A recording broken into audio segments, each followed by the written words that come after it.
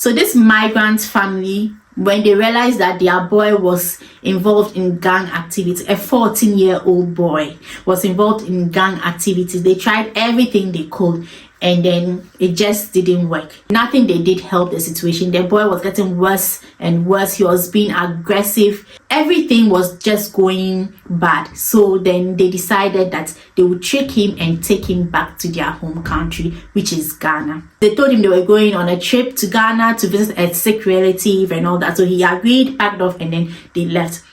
But then they enrolled him in a boarding school, left him there, and came back. And guess what he did? This boy took his parents to court. He was able to get in touch with the UK embassy in Ghana, and then they linked him up with a charity which took up the case, and then they brought the parents to court. I mean, do you not care that your parents might be jailed if they lose this case in court? But just because you want to move from Ghana and come back to the UK, you don't care whatever happens to your parents. It's so sad. I mean, let's go into the details of this story. Son loses case against parents over move to Africa. A 14-year-old boy has lost a court case he brought against his own parents after they moved him from London to Ghana to go to boarding school. The boy, described in court as a shy, articulate, a keen cook and footballer, said his parents had tricked him into going to Africa, saying it was to visit a sick relative. He said had he known he was being sent to boarding school, there would be no way I would have agreed to it.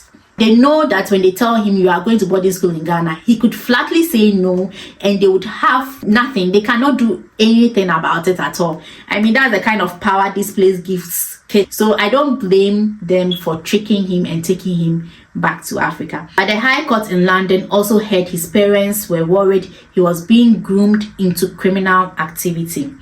In a written statement to the court, he said, I feel like I am living in hell. I really do not think I deserve this, and I want to come home back to England as soon as possible. In his judgment, High Court Judge Mr. Justice Hayden said he recognized that this is in many ways both sobering and rather depressing conclusion. He said that he was satisfied that the parents' wish for their son to move to Ghana was driven by their deep, obvious and unconditional love. It's not easy, especially in London. The gang activities is terrible, and every time it's one incident after the other. And then if you realize that your son is being exploited in this manner and there is nothing you can do, it's just like waiting for your phone to ring one day for you to hear the bad news of either one of these two going to jail or didn't make it at all. And which parents would want to go through that? And so desperate times, they say, calls for desperate measures. And so these parents were desperate and they took a desperate measure, which I applaud them for. Now let's see what the court ruling says and whether it will give more parents the courage to take very strict decisions when it comes to the upbringing of their kids. And if they see that they have no way, and if sending them back to their home country is going to be best for the child, then they can take that action. He said that the boy's parents believe, and in my judgment with reason, that their son has at very least peripheral involvement with gang culture and has exhibited an unhealthy interest in knives. The boy's father told the judge the couple did not want their son to be yet another black teenager stabbed to death in the streets of London. So many cases, so many uncountable cases. The boy, who had lived in the UK since birth, said he was mocked and never settled in at the school in Ghana. He said he could also barely understand what was going on and would get into fights. The boy wrote that he was so scared and desperate that he emailed the British High Commission in Accra, as well as contacting the charity children and family across borders, who it is believed put him in touch with lawyers at the International Family Law Group. That's intelligent. I mean, he's been doing his research to see how he can come back to the UK. But unfortunately, he didn't consider what will happen to his parents at all. Even if he comes and his parents have to go to jail and he'll be put in the foster system, he prefers being in the foster system to going with his extended family back in Ghana. I am from London, England and I want to go back home, he wrote. He said he had been mistreated at school, adding, "I'm begging to go back to my old school." However, the High Court heard that the boy's parents had sent him because they feared for his safety in London. In a statement, his mother said, sending him to Africa was not a punishment, but a measure to protect him. Yes, of course. She referred to the murder of Kilian Bukaska, the 14-year-old boy who was stabbed to death on a bus in Woolwich in January. That was every parent's worst nightmare, she said. Exactly. And to know that it's possible that your son could also face this is heartbreaking enough. It's a nightmare, as they said. She said she did not believe her son will survive in the UK and did not want to be part of her son's destruction. Rebecca Fawkes, representing the boy's father, said the boy met 11 of points on a checklist produced by the children's charity NSPCC to indicate whether a child might have joined a gang or was being criminally exploited. That included being absent from school, having unexplained money, buying new things, and carrying weapons. She said it was not only the parents who were worried. His school claimed it had suspicions about him engaging in criminal activities and had observed him in expensive clothes with mobile phones. Even the school was also worried. The boy said he had never been part of a gang, nor involved in gangs in any way. He said he does not know anyone involved in gang and he does not carry a knife. He acknowledged in his statement that my behavior wasn't the best and said he thought that was the reason his parents sent him to Africa. If he could accept that his behavior wasn't the best, then you can imagine how his behavior was. It was not totally good at all. The case centered on the question of parental responsibility and whether the parents acted unlawfully by sending their son to boarding school without his consent. In a statement issued after the judgment, his parents said, "This has been a really difficult time for us all."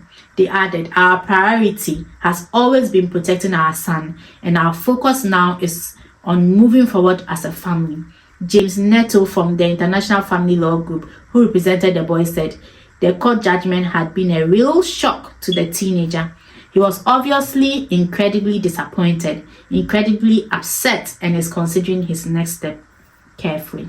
I mean, this judge has done really well. At least now it gives African parents or migrant parents the freedom or the free mind to take actions in the best interest of their kids. If things are not going well in the lives of their kids and they have no option at all, then they know that this decision they are taking is for the betterment of their child, and it's not because they are shedding their responsibility of taking care of their own child. The boy's barrister pointed out the school was not simply far from home, but a completely different jurisdiction. The boy wrote that his education was suffering.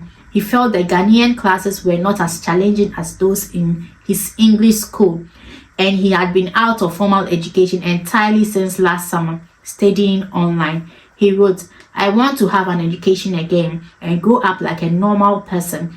I feel like my brain is hurt here. I feel like now I am dumber than people I used to be smarter than." The boy's father has recently visited him in Africa, and he told the court that he and his son had got on well. He said he would like his son to remain in Ghana, and said they visited a different boarding school where the boy could be considered for a place. The father said they were both very impressed. However, questioned by Ms. Foto, he acknowledged there was no place in the school until September and that his son had not said he wanted to go there. The boy's solicitor said he had recently seen a rise in similar cases where teenagers were trying to return to the UK. So it means that some parents are taking this decision of taking their kids back to their home country to save them from self-destruction, and it's good. At least this judgment will let you know that if you are doing it in good faith to save your boy from especially criminal exploitation, then you are good to go. At least this gives hope to African parents and those who feel like they have done everything and nothing is working. At least there is this result for you. It's not far from what people are saying, that kids that are grown up here or teenagers could be very self-centered, very selfish when it comes to dealing with their parents and what they want. And so you can see it in this case where this boy takes his parents to court and not care whatever happens to his parents because he wants to come to London. So what if your parents had lost the case and probably sentenced to jail for neglect or something? Then what happens to you? You come back to England and then you are in foster care. You don't care at all that your parents will have to go through this because of you. You don't care at all. It's quite unfortunate. But then he was also desperate. Now he knows he has to stay put where he is. Next time when he gets the opportunity to be in England, he will act well. And when the parents talk to him, he would listen. This brings us to the end of today's video. Kindly like and share. Let it get to every parent who has teenagers or even very little kids, so they can also be informed and know what decisions to take in regards of saving their kids from self-destruction. Thanks for watching, and I'll catch you in the next video. Bye.